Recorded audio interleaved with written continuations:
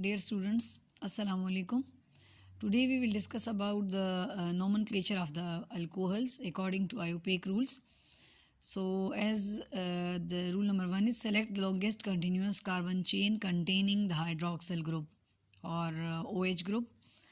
And the second rule is name this chain as alkanol, that is drop the ending E of the corresponding alkane and add OL as a suffix. This will serve as the parent name or the stem name of the alcohol. So for understanding these rules, look at the examples number 1 and 2. Rule 1 and 2 is applicable to the example number 1 and 2, like when first we select the longest chain. Like this is applicable to all these examples, but here first I will consider the first two, like methanol, as it is formed from the alkanes. Methane has the formula CH4, in which the hydrogen of the methane, if it is replaced by the hydroxyl group, it become methanol. Like the ending E of the methane, it is replaced by the OL, so it become methanol. Now the second one is ethanol, as it contains the 2 carbon and the ending E is replaced by the OL, so it become ethanol.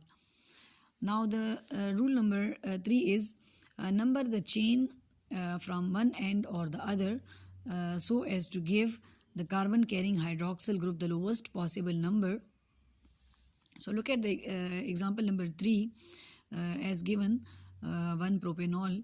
So the numbering we start from that side to which the hydroxyl group is attached. Like हम इस तरह से कह सकते हैं कि हम वहाँ से नंबरिंग स्टार्ट करेंगे कि हाइड्रोक्सिल ग्रुप को लोवेस्ट पॉसिबल नंबर जो है वो मिल जाए. तो कार्बन नंबर 1 हम हाइड्रोक्सिल ग्रुप के साथ जो कनेक्टेड है, that is carbon number 1, then 2, 3, so it become now 1 propanol. Now rule number 4 is mention the position of the hydroxyl group by putting its number before the parent name or before the OL. So look at the example number 4. Like if you look at here, the hydroxyl group is attached at the position 2, so we indicate the position of the hydroxyl group like 2 propanol. Like in the previous case we also have discussed 1 propanol because hydroxyl group was attached at the 1 position, and here the hydroxyl group is attached at the 2nd position, so 2 propanol, or we can also write the name as prop 2OL. This is also another way to write its name. Like prop we write, and then before OL we write the position of the hydroxyl group. Now rule number 5 is mention the position of the hydroxyl group by putting its number before the parent name or before OL. We have discussed it. Now the rule number 5, indicate the position of the other substituent if any using the number of the carbon atom to which they are attached. So look at the example number 4. This is also example number 5 is also related to rule number 4, like 2 butanol, or we can say but 2OL. But look at the example number 6.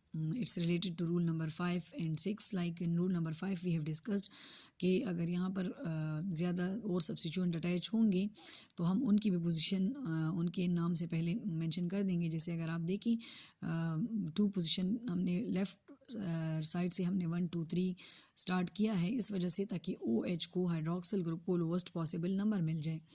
तो 2 position पे hydroxyl group है, जबकि 3 position पे ethyl substituent है, जबकि 4 position पे आप इसको करेक्शन कर लें CH3 है. तो हम कहेंगे कि इथाइल चूँकि अल्फ़ाबेटिकल ऑर्डर में पहले आता है, सो 3 पोजीशन पे 3 ethyl, then 4 methyl and 2 pentanol. I think students ये आपके लिए ज़्यादा इजी रहेगा, लेकिन इसको इस तरह से भी नेम दे सकते हैं 3 इथाइल 4 मीथाइल, और जैसा अभी हमने प्रीवियस 5 और 4 एग्जाम्पल में डिस्कस किया कि आप इसको इस तरह भी कह सकते हो पेरेंट नेम को पेंट 2OL.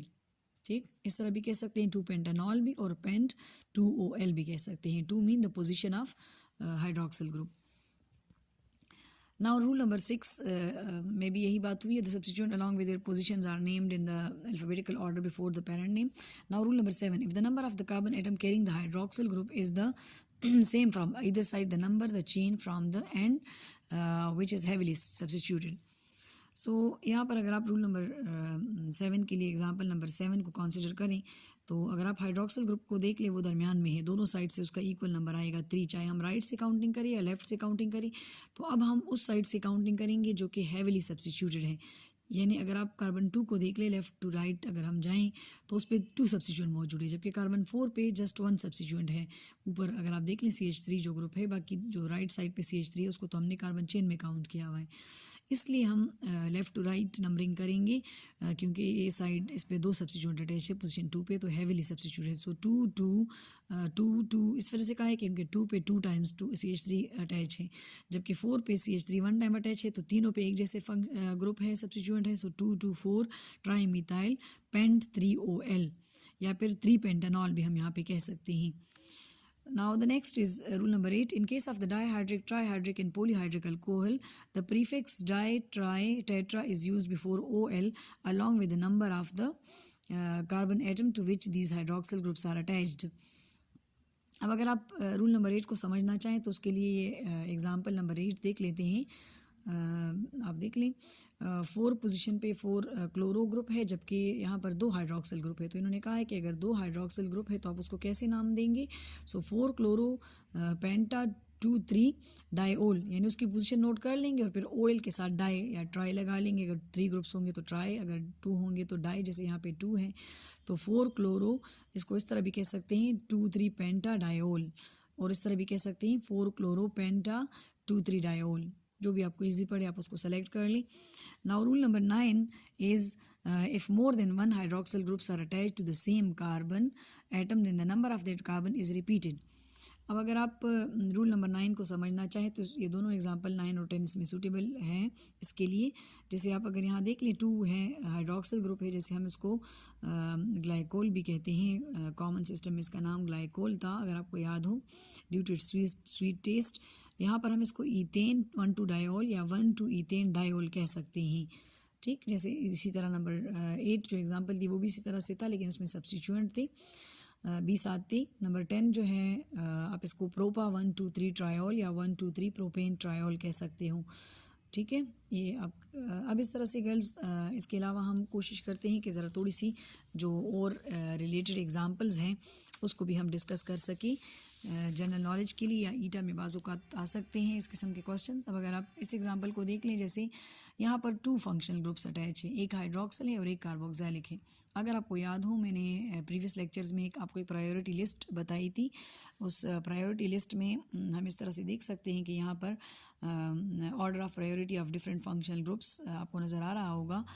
उसमें हमने जो है अगर आप देख लें कार्बोक्सिलिक ग्रुप सबसे पहले हैं, और जबकि हाइड्रोक्सिल ग्रुप 5th नंबर पे आ रहा है। तो इट मीन्स कि हम अगर एक कंपाउंड में ये दोनों ग्रुप्स मौजूद होंगे तो हाइड्रोक्सिल ग्रुप को हम सब्स्टिट्यूएंट, जबकि कार्बोक्सिलिक ग्रुप को हम पेरेंट नेम में शामिल करेंगे। जैसे यहाँ पर आप देख लें हमने लिखा हुआ है कि 2 हाइड्रोक्सी प्रोपेनोइक एसिड। ठीक, यानी हमने कार्बोक्सिलिक एसिड का कार्बन उसमें चेन में काउंट किया है। इसका जो कॉमन नेम होगा वो लैक्टिक एसिड होगा। इसी तरह अगर आप नीचे आ जाए, बाज़ औक़ात आपके पास ऐसे कंपाउंड हो सकते हैं कि जिसमें डबल बॉन्ड भी हो या ट्रिपल बॉन्ड भी हो और साथ अल्कोहल ग्रुप भी अटैच हो। तो आप नंबरिंग वहीं से स्टार्ट करेंगे जहाँ OH को स्मॉलेस्ट पोजीशन मिल जाए, लेकिन नेम आप इस तरह से देंगे 2 ब्यूटीन 1 OL। ठीक है, 2 ब्यूटीन इसलिए क्योंकि वो जैसे आप सब्स्टिट्यूएंट के लिए लिखते हैं तो यहाँ पर जो है ब्यूटीन को पहले इधर कंसिडर करेंगे, फिर उसके बाद OL 1 OL वो इसमें यानी नाम आपका ब्यूटीन में ही आ गया, जबकि जस्ट हाइड्रोक्सिल ग्रुप शो करने के लिए उसमें आप 1 OL शामिल करेंगे, ये एक अल्कोहल है। इसी तरह से अगर आप देख लें एक और कंपाउंड है, इसमें नंबरिंग हमने ऊपर से नीचे की तरफ स्टार्ट की है 1 2 3 4 2 कार्बोक्सिलिक एसिड ग्रुप है, जबकि 2 हाइड्रोक्सिल ग्रुप है। तो हमने हाइड्रोक्सिल ग्रुप के सब्स्टिट्यूएंट ले लिया है। जैसे प्रीवियस एग्जांपल में हमने बात की थी, अगर हाइड्रोक्सिल और कार्बोक्सिलिक एसिड होगा तो हाइड्रोक्सिल ग्रुप को हम एज ए सब्स्टिट्यूएंट लेंगे। तो 2 3 डाई हाइड्रोक्सी ब्यूटेन हम लिख लेंगे, साथ डायोइक एसिड, क्योंकि कार्बोक्सिलिक एसिड के भी आपने रूल्स नहीं पढ़े तो आप उसमें OIC लगाते हैं एंड पे और साथ एसिड लिखते हैं। कार्बन जब 2 टाइम्स है तो डायोइक एसिड। इस कंपाउंड्स का जो कॉमन नेम है वो है टारटारिक एसिड। सो स्टूडेंट्स इतना आज के लिए इस लेक्चर में काफ़ी है। नेक्स्ट पार्ट जो है दूसरे लेक्चर में है। ओके।